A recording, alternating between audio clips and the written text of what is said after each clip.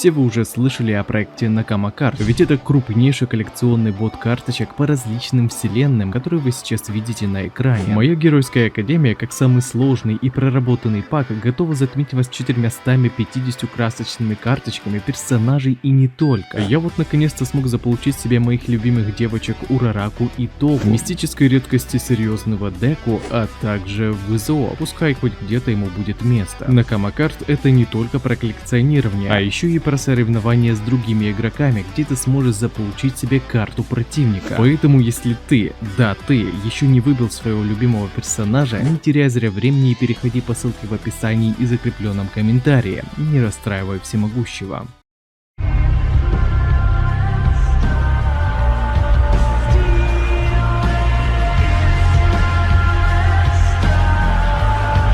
Сегодня мы узрим таймскип длиною в 10 лет, каким стало будущее Изуку Мидори и как Бакуга поделился силой с Деку. Это финальная, последняя глава моей геройской академии, так что готовьте свои салфетки, чтобы вытереть слезы, и будем приступать к разбору финала героики. Ну а также напоминаю, что прочитать свою любимую манхуа вы сможете на remanga.org. Здорово, ребятки и анимешники, у микрофона Зик. А вот ребята, которые оставили свой коммент под прошлым роликом. Ну а мы начинаем.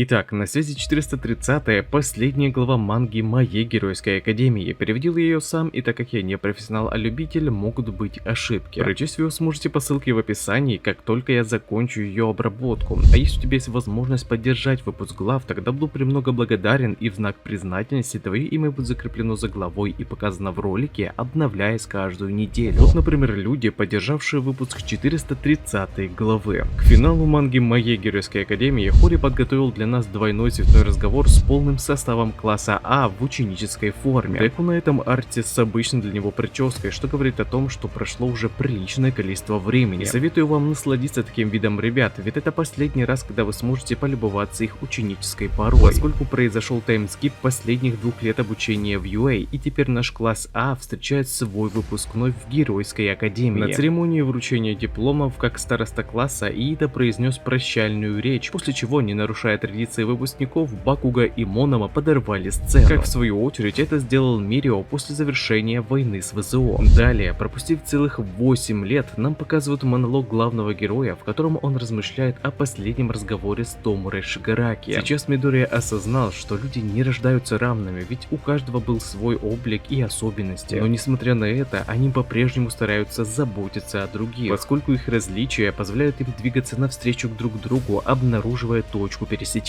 Благодаря действиям его товарищей и других людей после окончания войны, Изуку зарядился такой сильной мотивацией, позволяющей ему начинать каждый новый день с улыбкой, считая, что забота о других позволила всем ребятам стать величайшими героями. И что печально, так это то, что на фоне этого монолога нам показывают, как Деку держит в руках последние угольки пламени причуды одного за всех, которые к моменту его взросления уже окончательно погасли. То есть спустя столько времени, где-то в промежутке этих 10 лет, Мидори окончательно утратил свою причуду. И как бы не было грустно это осознавать, но главного героя постигла та же судьба, что и всемогущего в его годы. И я не шучу, его действительно постигла такая же судьба, ведь Деку стал учителем так же, как и его наставник. К тому же теперь он, вероятно, стал учителем геройского класса, в котором был Изуми Кота. Будучи еще в учительской, Айзава пожаловался Деку на Бакуга, поскольку, будучи уже профессиональным героем, он слишком грубо реагировал на внимание своих фанатов, что может привести к тому, что он несколько упадет в рейтинге героя, из-за чего впоследствии в лидеры вырвется Тодароки Шота. А поскольку Шота показывал себя исключительно хорошо, ведь он день и ночь патрулировал окрестности города, Мидори считал, что такими темпами он сможет обогнать в рейтинге Леди Гару, Камуи и даже Мирио. Но Айзава также переживал и о чувствах Изуку, ведь пройдя столько испытаний, пока его товарищи становятся известными героями, главный герой в свою очередь стал учителем в UA. Но Деку ответил ему, что все в порядке, ведь после после его разговора с Фувой в 425 главе он осознал, что может использовать свой опыт для того, чтобы обучить новое поколение героев,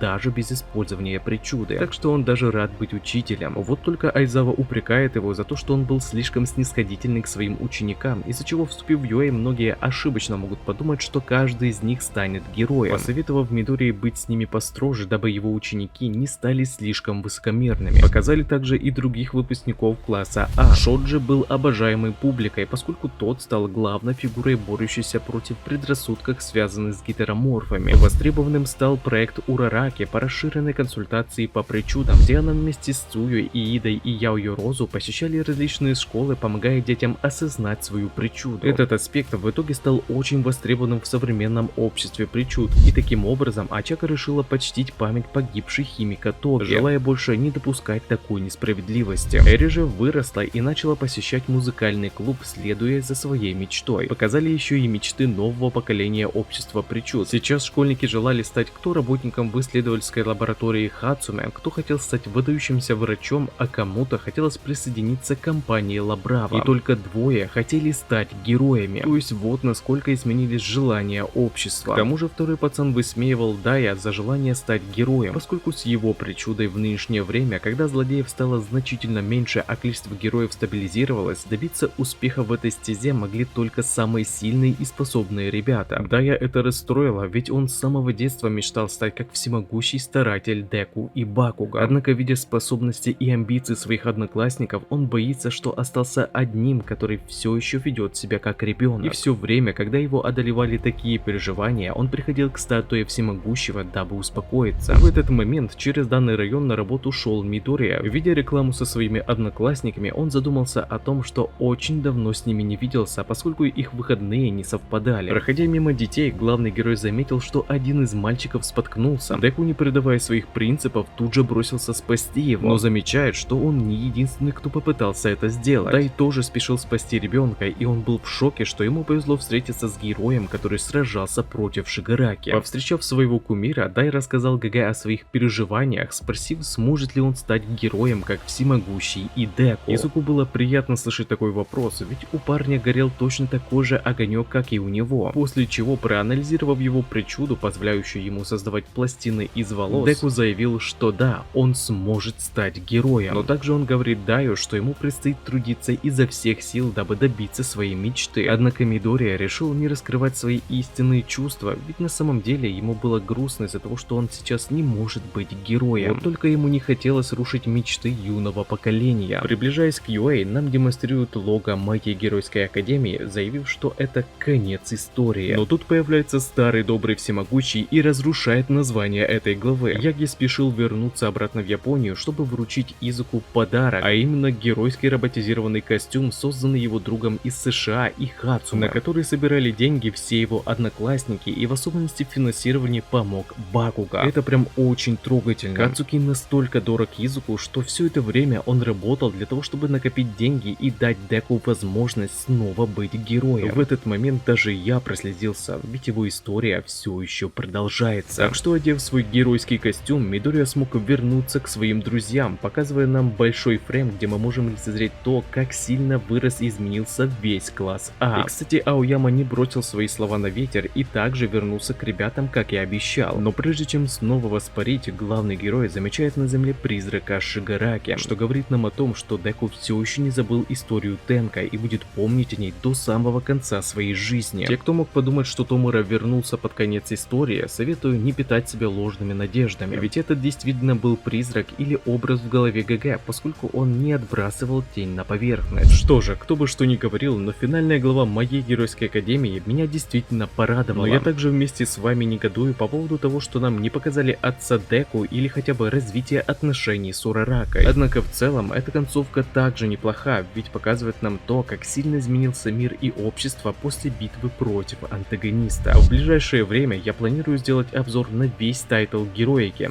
так что еще услышимся. И также не забывайте, что писать свою любимую мангу и не только вы сможете на remanga.org.